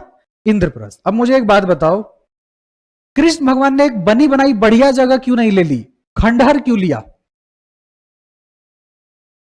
किसी दूसरे की प्रॉपर्टी थोड़ी ले सकते थे। इंटरनेशनल लॉ में यह कॉन्सेप्ट रिकॉग्नाइज्ड है कि अगर आप किसी अबंडेंट लैंड को, जिसका कोई पूछ नहीं रहा, सरकार भी नहीं पूछ रही, अगर आप उस लैंड को अपनी मेहनत से उपजाऊ बना देते हैं, तो आप इंटरनेशनल लॉ में उस लैंड को क्लेम कर सकते हैं। और यह लीगल कॉन्सेप्ट सबसे पहले कहां देखा गया था? महाभारत में। तो वो भी एक अबंडेंट लैंड थी जिसको फ्यूचर में क्लेम करना था। तो इसी वजह से खंडहर को लिया गया। The name was Khandav Prastha. अरे वही तो इंद्रप्रस्थ में कन्वर्ट हो गया था। तो फिर दुर्योधन गया तो वो मिराज देख करके पानी में गिर गया, तो द्रौपदी ने बोल दिया अंधे का बेटा अंधा। सारा मैटर वही तो हुआ था। तुम लोगों ने देखा नहीं है क्या महाभारत वगैरह? यार चलो कोई नहीं। अब क्या हुआ कि जब इंद्रप्रस्थ बन गया तो 5 पांडव थे, तो सबसे बड़े वाले को राजा बनाना था। तो सबसे बड़े कौन थे? युधिष्ठिर। अब युधिष्ठिर जो थे वो थोड़ा मर्यादा वाले आदमी थे, तो उन्होंने कृष्ण भगवान से कहा कि मैं केवल बड़े होने से राजा बन जाऊं, मेरे में गुण भी तो राजा बनने के होने चाहिए। तो नारद मुनि को बुलाया गया था उनके अर्थशास्त्र को चेक करने के लिए। सबसे पहली बात चार्टर्ड अकाउंटेंट्स की डिस्कशन हुई थी जितने भी लोग व्यापारी हैं उनको पता होगा कि शाम को हर व्यापार में एक नियम है कि जो अकाउंटेंट होता है रोज शाम को हिसाब भेजता है। ये भी उस डिस्कशन का पार्ट था। तुम घर जाना सर्च करना कि डिस्कशन ऑफ नारद मुनि, तुमको सब कुछ मिल जाएगा। ये तो ऐसे ही तुम्हारे नॉलेज को इनहेंस करने के लिए बढ़ा दिया। तो हम देख सकते हैं कि इकोनॉमिक्स कितना पुराना है। उसके बाद चाणक्य वगैरह लोग तो आए ही थे, लेकिन फेमस एडम स्मिथ कैसे हो गए, ये सवाल है। कम से कम चाणक्य साहब हो सकते थे। चाणक्य साहब नहीं तो अर्थशास्त्र कहा। अर्थ का मतलब क्या होता है? पैसा। शास्त्र का मतलब क्या होता है? मैनेजमेंट। पैसों का मैनेजमेंट। पैसा क्या है? रिसोर्स। अभी अभी तो पढ़ा, economics is management of resources. पढ़ा कि नहीं पढ़ा? अब देखो, एडम स्मिथ बच्चों इसलिए पॉपुलर हो गए क्योंकि एडम स्मिथ साहब ने इसको एक सब्जेक्ट की तरह दुनिया के सामने, एक ऑर्गेनाइज्ड सब्जेक्ट की तरह दुनिया के सामने रखा। पहला कारण तो यह था। इसके पहले लोग सब्जेक्ट तो जानते थे पर किसी ने इसको पॉपुलर नहीं किया। पॉपुलर भी किसने किया? एडम स्मिथ ने। लेकिन याद रखिएगा, Adam Smith is not father of economics, he is father of modern economics. तो अगर एमसीक्यू में दोनों बातें लिखी हैं, economics as well as modern economics, तो आंसर क्या बनेगा? Modern economics. इको मत कर देना। हां, अगर मॉडर्न इको ऑप्शन में नहीं है तब आंसर क्या बनेगा? Simply economics. लेकिन देखिए, अब मुद्दा उठता है कि 19th सेंचुरी तक हमने इसको पॉलिटिकल इकोनॉमी क्यों कहा? हम इसको इकोनॉमिक्स नहीं कह रहे थे। क्या कह रहे थे? Political economy. समझिए ऐसा क्यों हुआ। ध्यान से सुनना, यह आज का लास्ट टॉपिक है और बढ़िया टॉपिक है। देखो, इकोनॉमिक्स का दुर्भाग्य, जो एडम स्मिथ साहब थे, जिनको दुनिया फादर ऑफ इको बोल रही है, वो खुद इकोनॉमिस्ट थे ही नहीं। मतलब सोचिए, जो आज फादर ऑफ इको हमारे सामने बना बैठा, वो खुद क्या नहीं था? इकोनॉमिस्ट। एडम स्मिथ साहब कौन थे? ये थे एक पॉलिटिशियन। ये स्कॉटलैंड में बेस्ड एक पॉलिटिशियन थे। अब एक बात बताओ, एक पॉलिटिशियन आदमी जब इकोनॉमिक्स का कॉन्सेप्ट देगा तो उसके कॉन्सेप्ट किससे मैच करेंगे? पॉलिटिक्स। अब एडम स्मिथ पता है किस चीज पे विश्वास रखते थे? ये कहते थे, one nation grows at the cost of another nation. कह रहे हैं कि अगर एक नेशन को ताकतवर बनना है तो वो अपनी मेहनत से ताकतवर नहीं बनेगा, वो दूसरे नेशन के कॉस्ट पे ताकतवर बनेगा। बोलो, ये एक अर्थशास्त्री का माइंड है? इस तरह की बातें कौन करता है? पॉलिटिशियन। लुटेरा स्वभाव किसका होता है? पॉलिटिशियन का। अब एडम स्मिथ पता है क्या कहते थे? ये कहते थे, इसको मर्केंटाइल थ्योरी बोलते हैं इकोनॉमिक्स में। जब इंटरनेशनल ट्रेड पढ़ोगे ना तो उसमें इसे डिटेल में पढ़ेंगे हम लोग। एडम स्मिथ कह रहे हैं कि पता करो वो चीजें जो दूसरे देशों को चाहिए पर वो बना नहीं सकते, वो हम बनाएंगे और वो बना करके हम उनको बेचेंगे। इससे उनका सारा धन कहां आएगा? हमारे पास। अच्छा, उस धन का इस्तेमाल करके हम इकोनॉमी स्ट्रांग नहीं करेंगे, मिलिट्री पावर को स्ट्रांग करेंगे। तो जितनी बड़ी आर्मी होगी उतना हमारे लिए आसान होगा किसी भी देश पे क्या करना? अटैक। ये बताओ, ये अर्थशास्त्री के शब्द हैं?